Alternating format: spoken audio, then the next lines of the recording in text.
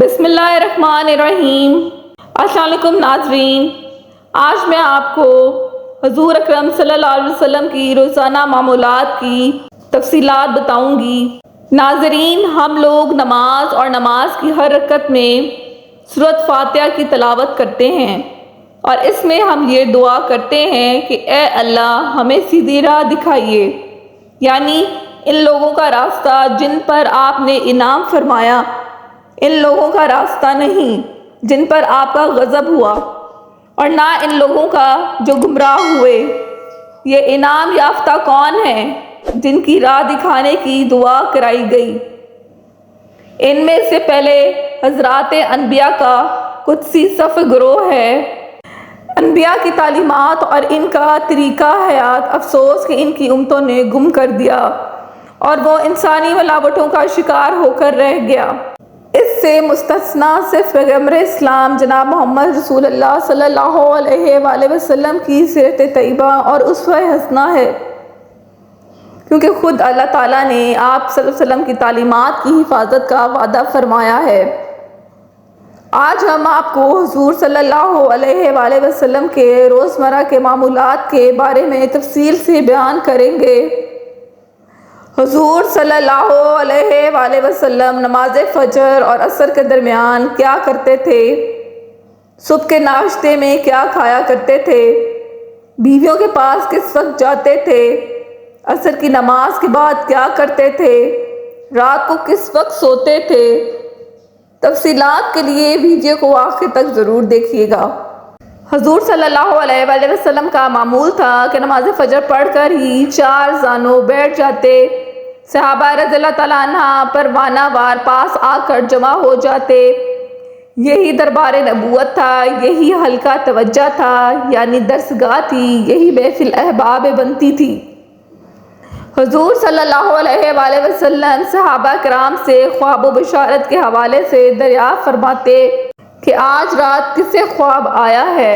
صحابہ کرام بیان کرتے تو حضور نبی کریم صلی اللہ علیہ وآلہ وسلم ان کی تعبیر ارشاد فرما دیتے، اور کسی نے کوئی خواب نہ دیکھا ہوتا تو خود ہی فرماتے کہ آج میں نے یہ خواب دیکھا، اور صحابہ کرام سے اس کا ذکر فرماتے۔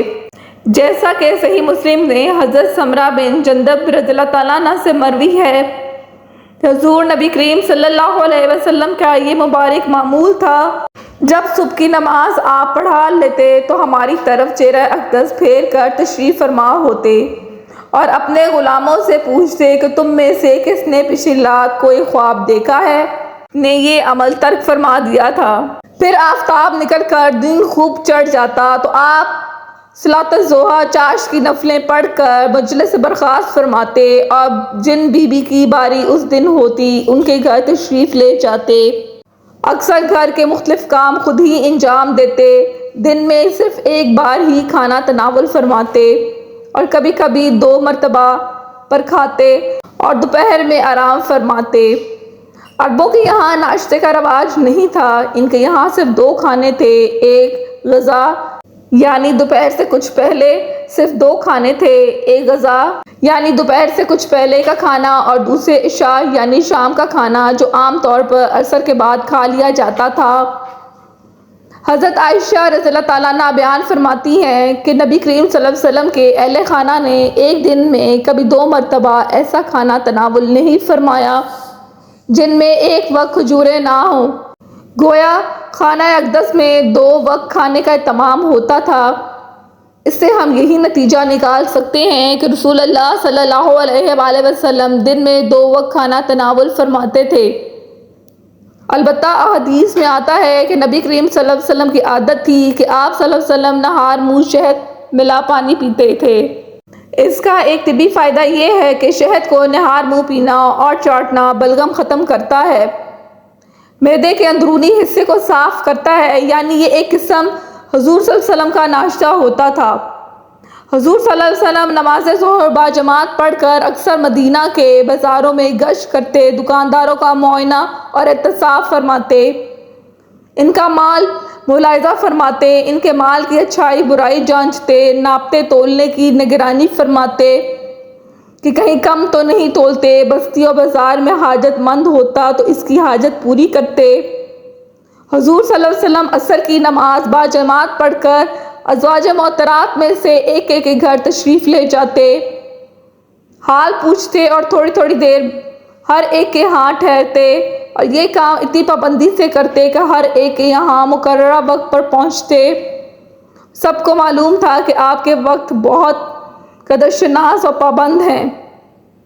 مغرب کی نماز با جماعت پڑھ کر اوابین کی نماز یعنی آپ سنت موقدہ نہ ہو جائے، اوابین سے فارغ ہو جن بی بی کی باری ہوتی آپ شب گزار کے لیے وہیں ٹھہر جاتے۔ اکثر تمام ازواج محترات اسی گھر میں آ کر جمع ہو جاتی، مدینہ کی اور عورتیں بھی جمع ہو جاتی، اس لیے کہ اس وقت آپ عورتوں کو دینی مسائل تعلیم فرماتے، گویا مدرسہ نسواں قائم ہوتا جس میں انتہائی ادب اور پردے کے ساتھ عورتیں علم دین، حسن معاشرت، حسن اخلاق کی باتیں اس معلم عالم صلی اللہ علیہ وسلم سے سیکھتی۔ اللہ کے رسول عورتوں کو علم دین سے محروم اور تہذیب اسلامی سے ناآشنا نہیں رکھنا چاہتے تھے، یہی عورتیں اپنے مقدمات پیش کرتی، آپ صلی اللہ علیہ وسلم ان کو حل فرماتے، اگر کوئی بیعت ہونا چاہتی تو یہی آپ ان کو بیعت فرماتے۔ حضور صلی اللہ علیہ وسلم کو رات کے وقت زیادہ دیر باتیں کرنا پسند نہ تھا، جلدی سو جانے کو پسند فرماتے اور صبح جلد بیدار ہو جاتے۔ حضرت عائشہ رضی اللہ تعالیٰ فرماتی ہیں، آپ سونے کا ارادہ فرماتے تو نماز کے وضو کی طرح وضو کرتے اور دوسروں کو بھی باوضو سونے کا حکم دیتے کہ باوضو سونے سے شیاطین اور جنات اور پریشان کرنے والے خوابوں سے حفاظت ہوتی ہے، نیز ایک فرشتہ پوری رات ان کے ساتھ ہو جاتا ہے، اور جب وہ کروٹ لیٹتا ہے تو فرشتہ کہتا ہے اے اللہ اس بندے کی مغفرت فرما، اگر اسی حال میں انتقال ہو گیا تو شہادت کا مقام پائے گا۔ آپ صلی اللہ علیہ وسلم کا معمول تھا کہ سونے سے پہلے مسواک کرتے۔ حضرت ابو ہریرہ رضی اللہ تعالیٰ عنہ سے مروی ہے کہ رسول اللہ صلی اللہ علیہ وسلم اس وقت تک آرام نہ فرماتے جب تک مسواک نہ فرما لیتے۔ اتباع کہتے ہیں کہ دانتوں کی صفائی معدے کی صحت و قوت کا باعث ہے، اور پائرہ کے مریض کے لیے خاص طور پر سونے سے پہلے دانتوں کی صفائی بہت ہی مفید ہے۔ جب آپ سونے کا ارادہ فرماتے تو مشکیزہ کا منہ باندھ دیتے، کھانے کی چیز چھپا دیتے، چراغ گل کر دیتے اور دروازہ بند کر دیتے تھے، اور آپ نے امت کو بھی اس کا حکم فرمایا کہ ڈھکی ہوئی چیز شیطان کی در اندازی سے محفوظ رہتی ہے۔ رسول اللہ صلی اللہ علیہ وسلم نے فرمایا کہ وہ شیطان بند دروازے کو نہیں کھولتا، ڈھکن کو نہیں ہٹاتا، مشکیزہ کا بندہ ہوا منہ نہیں کھولتا۔ سونے سے پہلے آپ صلی اللہ علیہ وسلم قرآن کی چند صورتیں ضرور تلاوت فرماتے۔ سورۃ الملک، سورۃ سجدہ پڑھنے کا عام معمول تھا۔ حضرت جابر رضی اللہ تعالیٰ سے روایت ہے کہ رسول اللہ صلی اللہ علیہ وسلم اس وقت تک نہیں سوتے جب تک سورۃ سجدہ اور سورۃ ملک نہ پڑھ لیتے۔ حضرت انس رضی اللہ تعالیٰ کی روایت میں سورۃ ملک اور سورۃ سجدہ کا ذکر ہے۔ اس طرح کبھی آپ سورۃ زمر اور سورۃ بنی اسرائیل کی تلاوت فرماتے اور کبھی مصحبات کی تلاوت کرتے۔ مصباحات سے مراد وہ صورتیں ہیں جن کی ابتدا تسبیح سے ہوتی ہے۔ آپ صلی اللہ علیہ وسلم دائیں ہاتھ کو رخسار کے نیچے رکھ کر اسی پہلو پر آرام فرماتے۔ حضرت براء بن عازب رضی اللہ تعالیٰ فرماتے ہیں کہ آپ صلی اللہ علیہ وسلم بستر پر تشریف لاتے تو دائیں پہلو پر آرام فرماتے اور دائیں ہاتھ کو رخسار کے نیچے رکھ لیتے۔